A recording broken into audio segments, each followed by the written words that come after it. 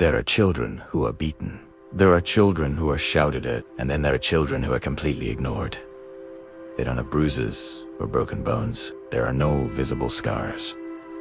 Just ... silence. This video is about those children. A neglected child isn't defined by what happened to them, but by what happened. They received no comfort when they cried. There was no one who truly listened when they spoke. They never had that emotional mirror reflecting back the simple, powerful message. You exist. You matter. Emotional neglect isn't loud like other forms of abuse. It's quiet. It's invisible. It's systemic. And because it leaves no obvious marks, it's often dismissed. Sometimes even by the child who experienced it. They might think, my childhood wasn't that bad. I had a roof over my head and food on the table. But the emotional emptiness leaves a profound impact. Decades of psychological research, attachment theory, trauma studies, and depth psychology all point to the same undeniable truth. Emotional neglect can shape a personality even more deeply than overt abuse. It's like being a plant that gets sunlight and soil, but never any water. It may not die, but it will never truly thrive. So, in this video, we're going on a deep dive. We're going to explore how this profound lack of emotional connection actually shapes the developing nervous system. We'll look at how it distorts a person's identity and sense of self-worth, leaving them feeling fundamentally flawed or invisible. Have you ever wondered why some adults are fiercely hyper-independent, refusing help from anyone? Or why others become chronic people-pleasers, constantly seeking approval they never got? Or perhaps, someone who seems emotionally numb, disconnected from their own feelings and the feelings of others. These are all common adaptations to an emotionally barren childhood. The child learns, in order to survive, they must rely only on themselves, or make themselves as pleasing as possible, or simply shut down their feelings altogether. These aren't character flaws. They are survival strategies that have outlived their usefulness. We will trace how this invisible wound manifests in adult life. We'll examine its impact on our most intimate relationships, how we love, and why we might push away the very connection we crave. We'll look at how it influences our ambition, either driving us to constantly prove our worth, or making us afraid to even try. We will also touch upon how the deep inner void left by neglect can fuel addiction, as we search for something, anything, to fill that emptiness. And we'll explore the complex relationship between neglect and power, and why some who felt powerless as children seek to control their environment and others as adults. This isn't just about identifying the problem. It's about understanding it, right down to its roots. But understanding is only the first step. The most important part of this journey is healing. So, towards the end, we will discuss what healing from emotional neglect actually looks like. It's not a quick fix or a simple 5-step plan. It's a process of reconnection, a journey back to yourself. It involves learning to recognize and validate your own feelings, parenting the inner child who was ignored, and slowly building the sense of self-worth that was never given to you. It's about learning to provide for yourself, emotionally, what you never received. It's about finally hearing that inner voice say, I exist. Primera, ma, ter. I want to be clear.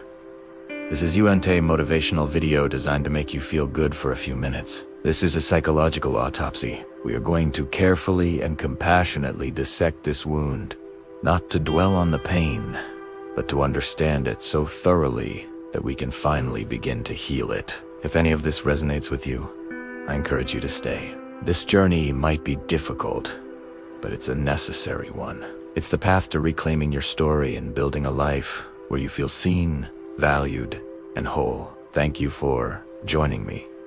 Have you ever felt like there's an invisible wall between you and the rest of the world? Like you're watching life from behind glass, feeling strangely empty even when things are going well? You might tell yourself your childhood was fine, no major trauma, no obvious abuse. But what if the deepest wounds are the ones that are invisible? Today, we're talking about a silent injury that affects millions: emotional neglect. And we're going to explore how it can shape your entire life, from your relationships to the very wiring of your nervous system.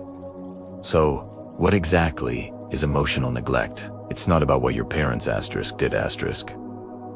It's about what they didn't do. It's a consistent, ongoing failure to notice, respond to, and validate a child's emotional world. This isn't about a parent having a bad day or being occasionally distracted. It's a pervasive pattern. It often happens in families that, on the surface, look perfectly fine. There's food on the table, a roof over your head, maybe even good grades and family vacations. No one is screaming, no one is hitting, but beneath that calm surface, the child is emotionally adrift, completely alone. Emotional neglect can take many forms. It could be parents who were physically present but emotionally absent. Maybe they were dealing with their own struggles, like depression, addiction, or were simply overwhelmed and checked out. It could be a narcissistic parent who only saw their child as an extension of themselves. Or maybe it was a family where emotions were treated as an inconvenience. Were you ever told to stop crying, or that you were being too sensitive?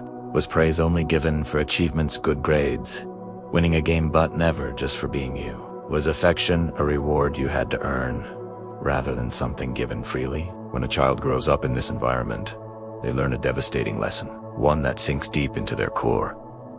My feelings don't matter. They learn that their sadness is a burden, their anger is unacceptable, and their joy is irrelevant unless it serves someone else. Over time, this morphs into an even more painful belief. I don't matter. This isn't a conscious thought, but a deep, felt sense of worthlessness and invisibility that they carry with them, often for the rest of their lives. The emptiness many adults feel is often the echo of this unmet need for emotional connection and validation from childhood. Now, let's look at how a child adapts to this. Children are biologically programmed to seek attachment to their caregivers for survival. It's a fundamental need, just like food and water. When that attachment is weak or non-existent, a child's brain faces an impossible choice. They can't conclude that their caregiver, the person they depend on for everything, is unsafe or incapable. That reality is simply too terrifying for a small, dependent child to process. The nervous system would be completely overwhelmed. So, the child does the only thing they can do to survive. They blame themselves. They internalize the belief that something is wrong with them. If I were better, quieter, or less needy, then maybe they would love me.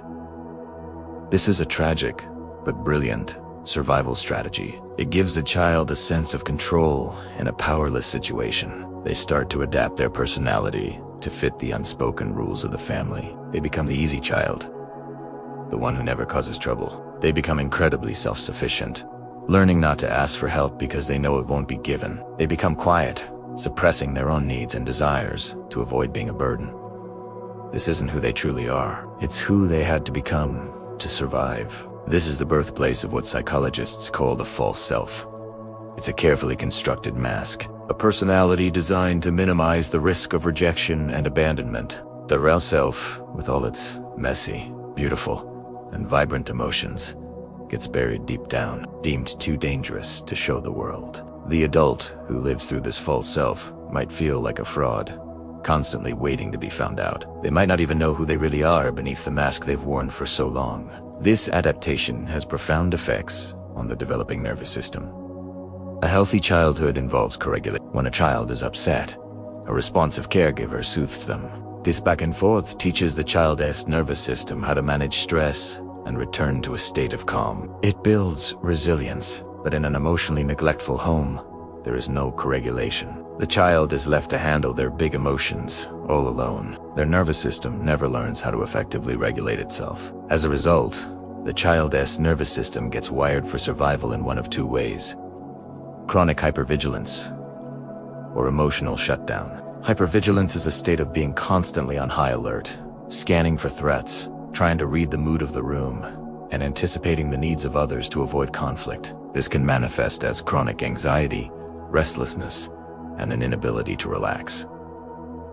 The other response is shutdown or dissociation. The emotional pain becomes so overwhelming that the system just goes numb. The person feels detached from their body, their feelings, and the world around them. It's like the emotional volume has been turned all the way down. Many adults who experienced emotional neglect suffer from a condition called alexithymia, which is a difficulty in identifying and describing their own feelings. If you ask them how they feel, they might say, "I don't know," or "fine," because they genuinely can't connect with their inner emotional landscape. They were never taught the language of emotions.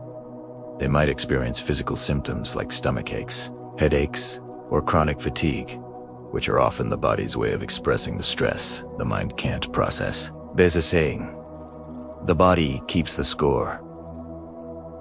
Even if your conscious mind has forgotten or minimized the past, your nervous system remembers. The adult might logically say, my childhood was fine, but their anxious, overwhelmed, or numb nervous system tells a very different story. Recognizing these patterns is the first crucial step toward healing. It's about understanding that the emptiness, the anxiety, the difficulty with relationships, it's not your fault. It's a logical outcome of an illogical childhood. Healing from emotional neglect means gently turning toward the child you once were and finally giving them the validation they never received. It's a journey of learning to listen to your body, identify your feelings, and understand that your needs matter. It's about slowly, safely, taking off the mask of the false self and discovering the real, authentic person who has been waiting underneath all along. This is a deep and often challenging path, and it's one you don't have to walk alone. If this story resonates with you, know that help is available. Seeking out a therapist who specializes in developmental trauma can be life. Support groups can also provide a community of people who truly understand what you've been through. Remember, your feelings are valid, your needs are important, and you are worthy of love and connection, just as you are. Thank you so much for joining me for this important conversation today. If this video was helpful, please give it a like and consider subscribing for more content on mental health and healing.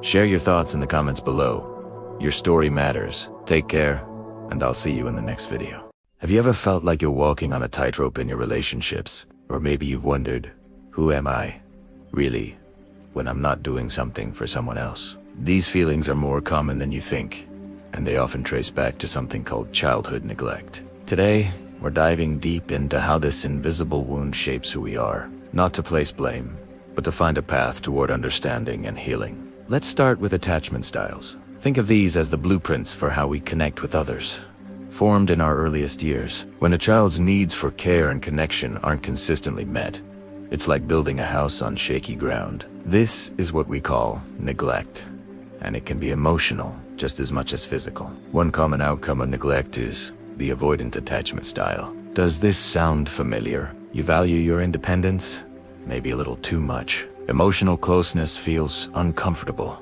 even suffocating. You've learned to rely only on yourself, suppressing your own needs because asking for help feels weak or dangerous. It's like you've built a fortress around your heart.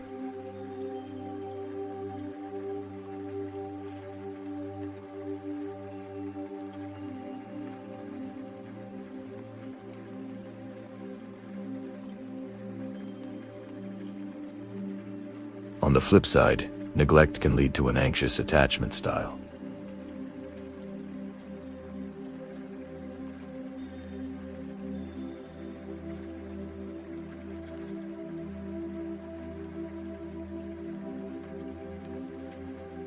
You might even lose your own sense of self in the process, your identity becoming completely wrapped up in your partner or friends.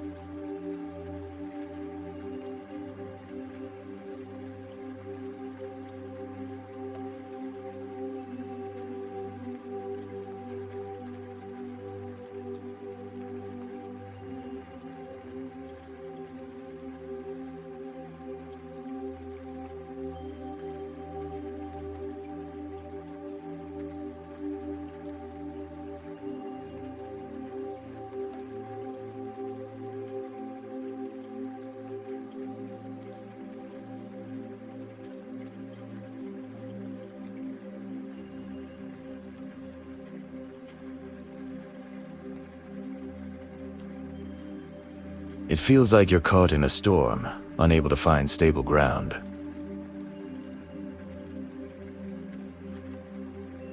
They are strategies you developed to survive a difficult environment.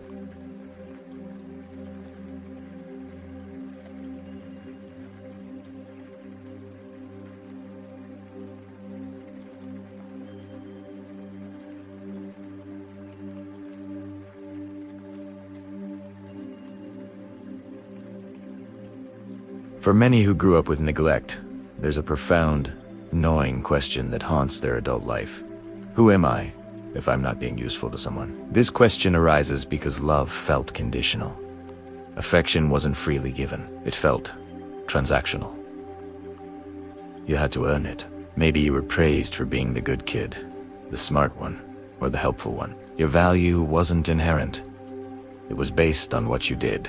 As a result, your sense of self can become performative. You learn to wear different masks for different people, always trying to be what you think they want you to be. This creates a deep-seated feeling of chronic shame, a sense that at your core, you are fundamentally flawed and unlovable. This shame fuels a relentless perfectionism. If you can just be perfect, do everything right, then maybe, just maybe, you'll finally be worthy of love and acceptance. This also leads to a fear of rest. Does the idea of doing nothing fill you with anxiety? Silence might feel unsafe, and stillness can feel like you're being abandoned all over again. You might even develop an addiction to productivity, constantly filling your schedule, chasing the next accomplishment, because if you stop moving, if you stop achieving, you're left alone with that terrifying question. Without all this doing, am I even worth anything? The truth is, your worth has never been up for negotiation. You are inherently worthy, just by being you. Learning to believe that is the journey. Now, here's a fascinating and often misunderstood aspect of neglect. Its connection to intelligence. Many children who experience neglect grow up to be incredibly intelligent, perceptive, and insightful adults. This is not a coincidence. It's a powerful adaptation. When the world of feelings is too painful or confusing, the mind takes over. Thinking replaces feeling. Logic and analysis become a safe haven from emotional chaos. You learn to become a master observer instead of participating. You watched. Ju. Hat. Tu. You needed to learn how to read the room, to anticipate the moods and needs of your caregivers to navigate your environment safely.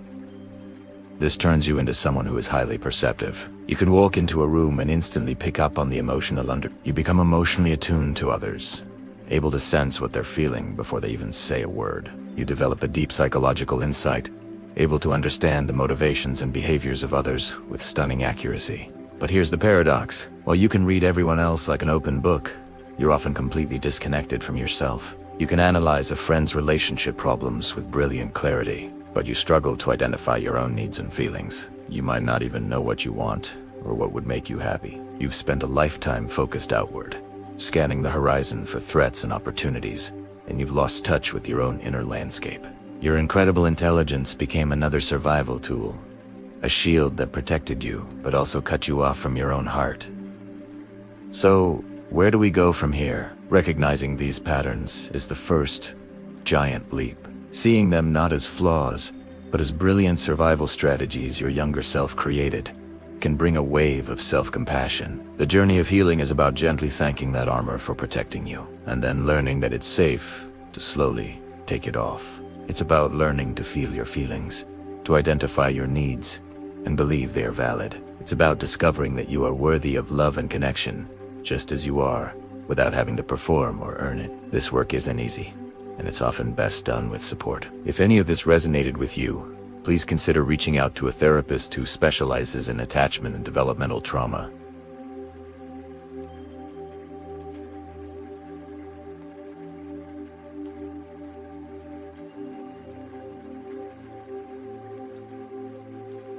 And you deserve to connect with others from a place of wholeness, not fear. If this video is helpful, please give it a like and subscribe for more content on healing and personal growth. Share it with anyone you think might need to hear this message. Remember, your journey matters. See you in the next video. Have you ever felt like you're constantly chasing love, but it always feels just out of reach?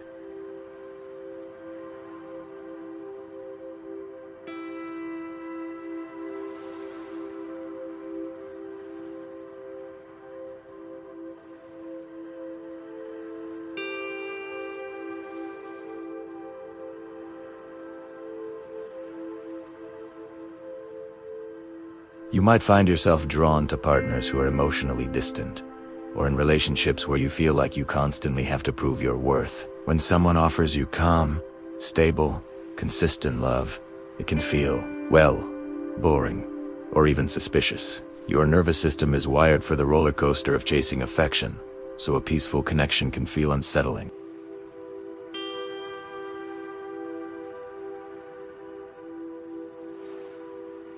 You're not broken for feeling this way. You're just replaying an old script that was handed to you when you were too young to write your own. Now, let's talk about something that's often mistaken for strength. Are you the person in your friend group who never asks for help? The one who insists, "I've got it," even when you're drowning? Many adults who grew up with neglect build this incredible fortress of self-sufficiency around themselves. They need no one, they ask for nothing, and they rely on no one. From the outside, it looks like resilience, like power. But if we look closer, it's not strength, it's armor. It's a protective shell, forged in an environment where relying on others was not an option, or worse, was dangerous. When your needs weren't met as a child, you learned a powerful lesson. The only person you can truly count on is yourself. So, as an adult, control becomes your safety blanket. You manage everything, plan for every contingency, and keep people at a safe distance. Vulnerability, the very thing that builds deep connection, feels like a threat. Opening up feels like giving someone a weapon to hurt you with. This armor keeps you safe, but it also keeps you isolated, locked away from the warmth and support that genuine intimacy can offer.